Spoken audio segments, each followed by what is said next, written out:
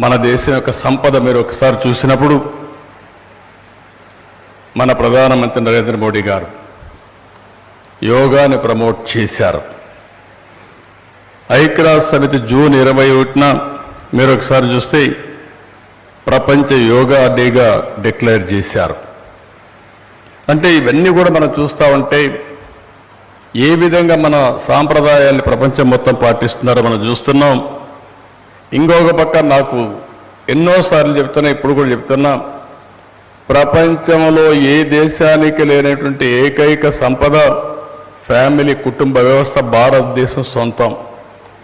మీరు అమెరికాకి వెళ్ళండి, ఇంకో దేశానికి వెళ్ళండి, ఏ దేశానికి వెళ్ళండి, మనకుండే కుటుంబ వ్యవస్థ ఎక్కడా లేదు.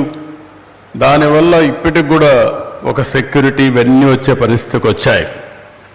ఇప్పుడే వెంకయ్యనాయుడు గారు మాట్లాడుతూ ఒక మాట అన్నారు, విలువలు పడిపోతున్నాయని. నాలాంటి వాడు కూడా అనిపిస్తుంది.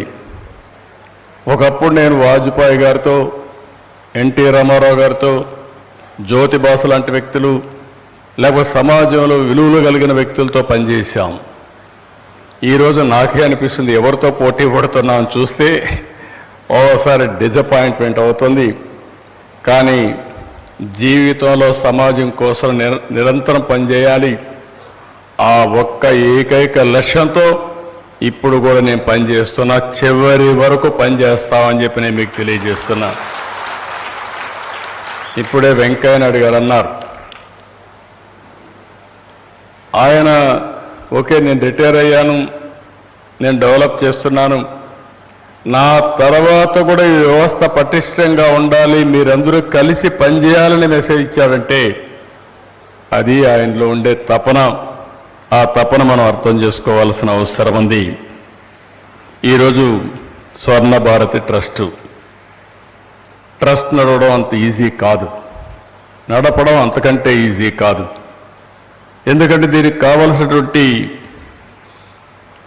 ఒక మేనేజ్మెంట్ కానీ, ఆర్గనైజేషన్ కానీ, కోఆర్డినేషన్ కానీ ఇవన్నీ చేయాల్సిన అవసరం ఉంది. ఇవన్నీ కూడా నేను మేనేజింగ్ ట్రస్టీ దీపా వెంకట్ గారిని మనస్ఫూర్తిగా అభినందిస్తున్న. ఒక మహిళ సమర్థవంతంగా ఈ ట్రస్ట్ని మేనేజ్ చేస్తున్నారు. చాలామంది ప్రైవేట్ పార్ట్నర్షిప్ అంతా పెట్టి చేశారు.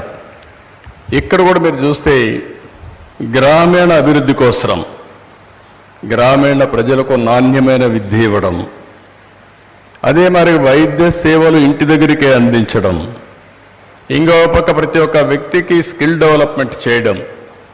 ఇప్పుడే నేను వెళ్ళాను, ఒక పక్క కార్పెంటర్లు కానీ, ఎలక్ట్రీషియన్స్ కానీ ట్రైనింగ్ ఇస్తున్నారు.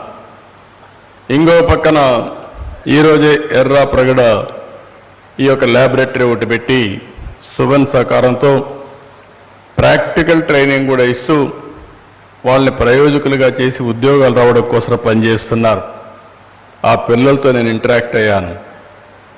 వాళ్ళందరూ కూడా నిన్నటి వరకు మీరు ఆలోచిస్తే ఎక్కడన్నా కానీ గవర్నమెంట్లో ఒక చిన్న అటెండర్ ఉద్యోగం వస్తే చాలు అనుకునే పిల్లలు, మేము కూడా ఒక ఆంట్రప్రెన్యూర్ అవుతాం, మా ఊర్లో ఉండే వ్యవసాయ ఆధార పరిశ్రమలు పెట్టి మేము 10 మందికి ఉద్యోగాలు ఇస్తామని గ్రామాల్లో ఉండే పిల్లలు ఆలోచిస్తున్నారంటే దానికి స్ఫూర్తి ఇచ్చినటువంటి స్వర్ణ భారతిని, ఈ మేనేజ్మెంట్ ట్రస్ట్ని కూడా మనస్ఫూర్తిగా అభినందిస్తున్నానని చెప్పి కూడా నేను మీకు తెలియజేస్తున్నా.